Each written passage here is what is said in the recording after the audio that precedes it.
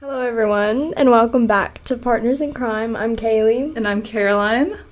And this week we're changing it up. We're going to be reading each other cases we've never heard about before. The case that I'm going to be reading about is the Evelyn Boswell case, which just happened like a year ago, pretty much. This is a local case to my hometown, so it's pretty interesting. On February 19th in 2020, an Amber Alert was sent out for a 15-month-old Evelyn Boswell of Blunteville, Tennessee. The baby had not been seen since December 26 in 2019, but she wasn't reported missing until February 18th. That's a little sketchy. Yes. What's that timeline again?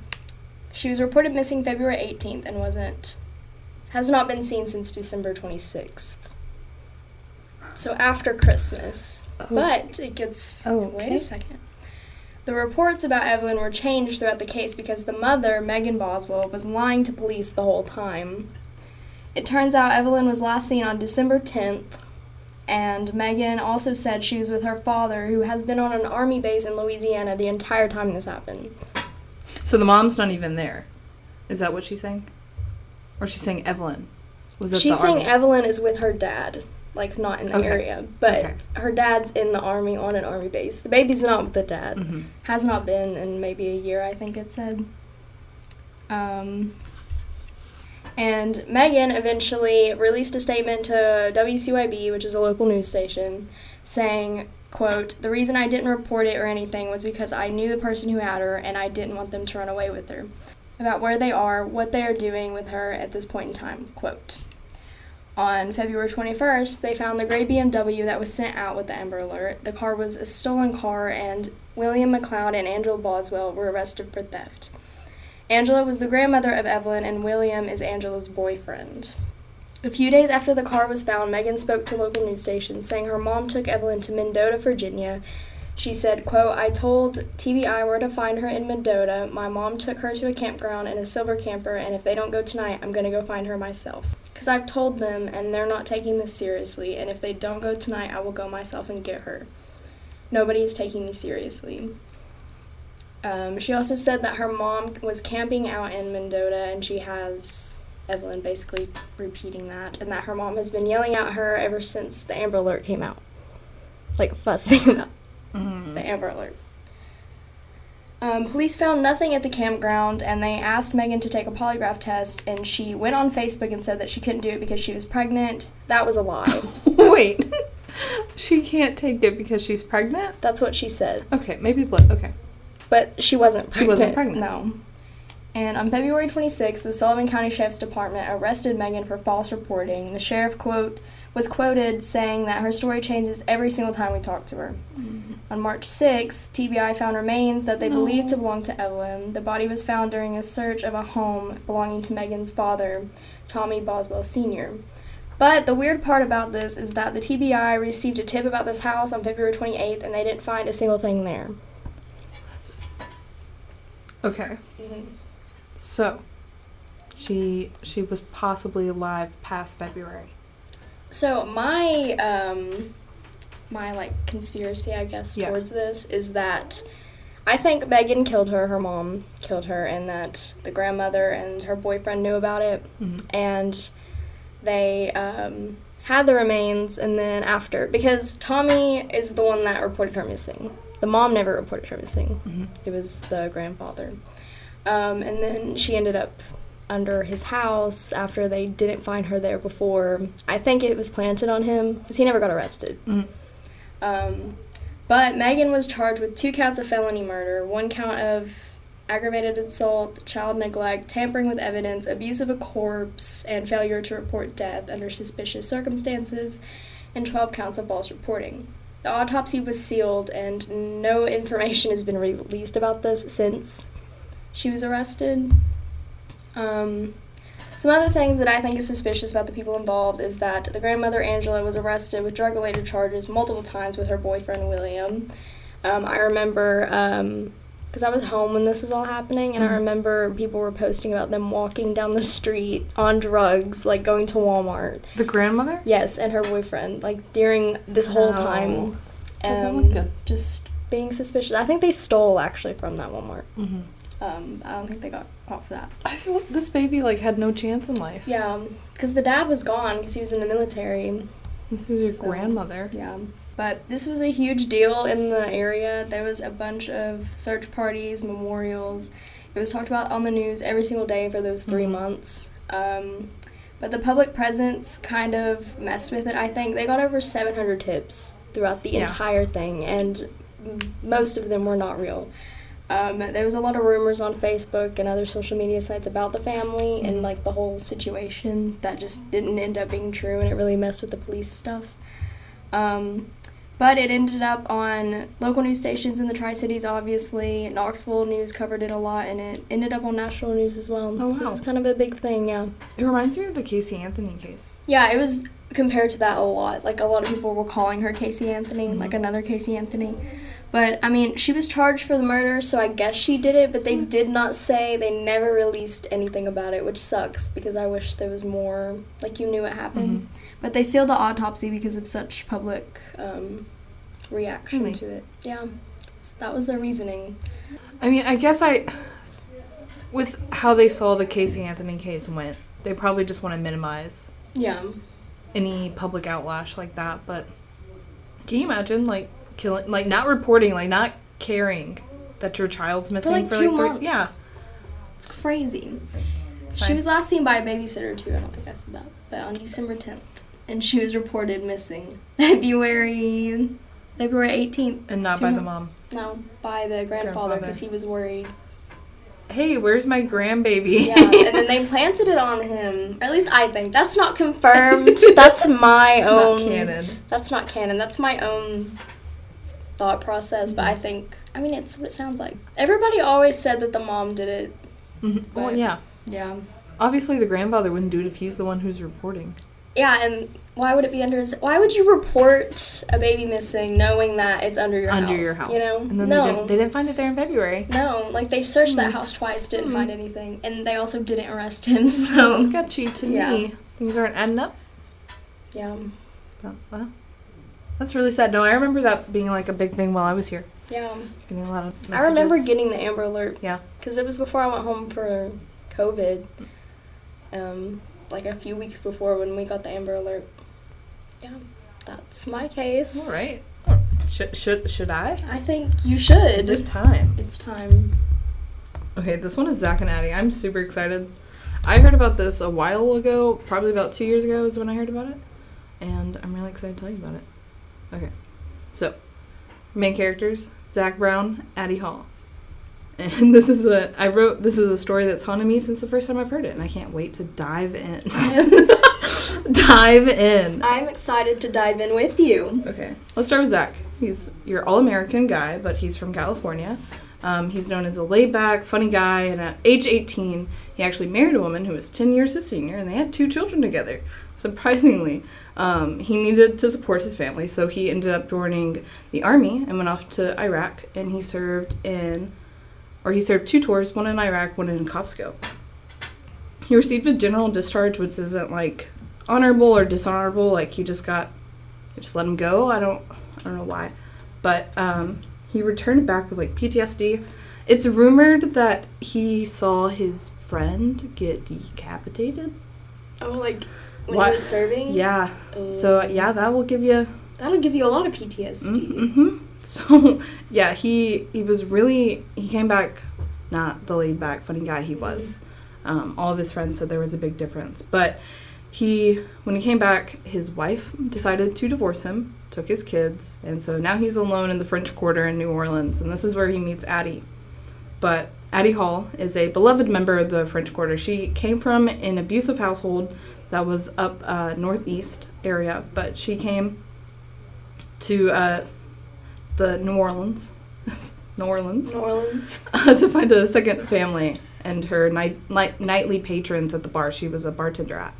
And she's known to be a free spirit, but had a nasty temper which she drank, which was apparently very frequently.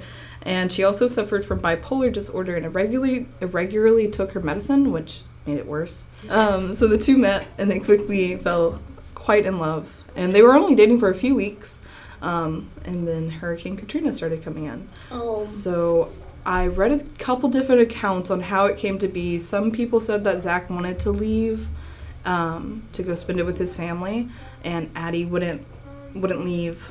Basically, he ended up staying there with Addie during Hurricane Katrina. So she wanted to stay during the hurricane. She wanted to stay. And he stayed with her. He stayed with her. Some said that they wanted to both stay, that they were happy at this time. Other reports said that he wanted to leave but didn't want to leave her behind, and he couldn't get her to stay, so they stayed it out. Or they, camped it out. So a lot of people were kind of seen as, like, a positive in the Hurricane Katrina, because they would, like, be seen on the roof and, like, they were happy-go-lucky, and they really actually excelled in the dystopian type, where there were no jobs, nothing to, like, really answer to. You just had to eat and be happy. Survive That's it. the hurricane. Yeah, just survive the hurricane. That's your biggest thing right then. So, I mean, it kind of sounds nice until you think of the destruction. It sounds nice until you think, oh, it was Hurricane Katrina. All these homes are destroyed. But, so, it all had to come to an end at some point. So that's where things started heading down south for them. Once things got back to, we both have to have jobs and, like, report to them and pay bills, and we can't just live out and squat, basically. But after the hurricane, they decided they needed a fresh start. They were arguing a lot, so they thought they would get a fresh start in an apartment that was actually above this very famous voodoo, what did I call it? A voodoo temple. So that kind of has a part in this story. Okay. Well, Louisiana is, like, known for that stuff, too, isn't it? Yeah. So it's, like, common down there. A few days after moving in, Addie asked the landlord to remove Zack's name from the lease. Just a few days? A few days. She was already done with him. Already. And for him to be kicked out, the landlord told Addie, see if you can maybe make up with him and stick it out. But 2 days, she didn't give him a chance. No. She didn't give him a single chance. They were already arguing, and then they go into a new true. apartment thinking it's going to make things better. No. She never went back to him. Never saw that girl again. Like, at all? At all. Ever. She dipped. Well, we'll get there. Okay, she didn't just leave. There was some other stuff. Okay. So many nights leading up to October 17th, 2006, Zack went out with a group of friends to occupy his time with good food, good drugs, good strippers. He's reported by friends to be seen in a more enjoyable mood than he had been in a very long time. The good times would stop when Zack... Are you ready? When Zack took one last drink, there's CCTV footage of this. He takes one last drink of his beer, and he jumps off the Omni Royal Orleans Hotel terrace, and he died on impact.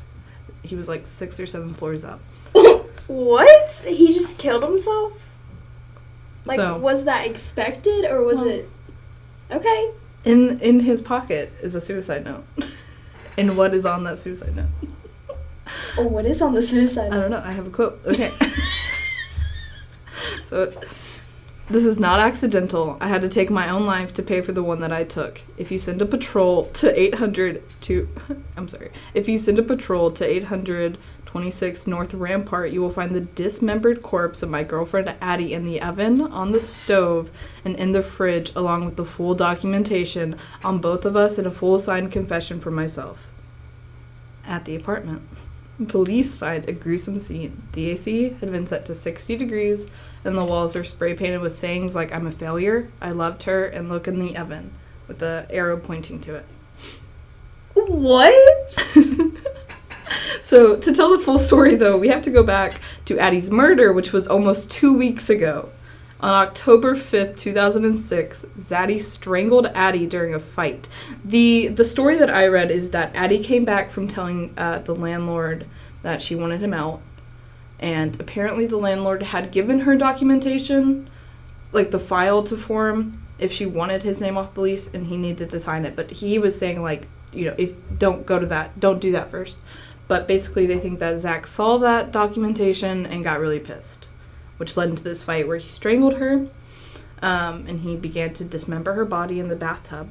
He placed her head in a pot on the stove, and her feet and hands in different pots, and her legs and arms on a roasting pan in the oven. Autopsy reports showed no sign of cannibalism, and the reasoning for the cooking was just a means of disposal, to just make it easier to get the meat off. Okay, so to finish it off, I have the actual quote from his suicide letter. Today is Monday, October 16th, 2 a.m. I killed her at 1 a.m. Thursday, the October 5th. I calmly strangled her. It was very quick. Halfway through the task, I stopped and thought about what I was doing. The decision to halt the first idea and move to plan B, the crime scene you are now in, came after a while. I scared myself by not the action of calmly strangling the woman I've loved for 1.5 years. I scared myself not by the action of calmly strangling the woman I've loved for 1.5 years and then desecrating her body, but by my entire lack of remorse. I've known how horrible of a person I am. Ask anyone. And I decided to quit my job and spend the $1,500 cash I had being happy until I killed myself. So that's what I did. Good food, good drugs, good strippers, good friends, and any loose ends I may have had. I didn't contact any of my family, so that will explain the shock. And I had a fantastic time living out my days. It's just about time now. That is so crazy. That is the story of Zack and Addie. So, did Zack have any, prior, mental disorder where he would kill? No. He was from California, just a good guy. Laid back, all-American. No prior record, nothing? None. He went to the Army, got some PTSD. Oh, I forgot about the Army thing. Okay. Yeah, and then he had...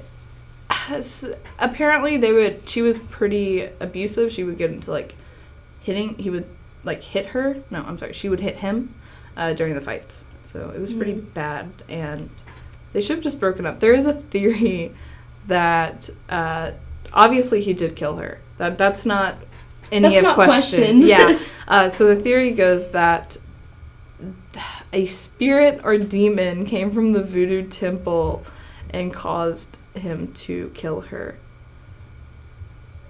I don't think that's accurate, but I think definitely the PTSD and just... Yeah, I think it's just mental illness. Stuck together through a whole hurricane and then decided to leave. I think the hurricane was, the good time, though.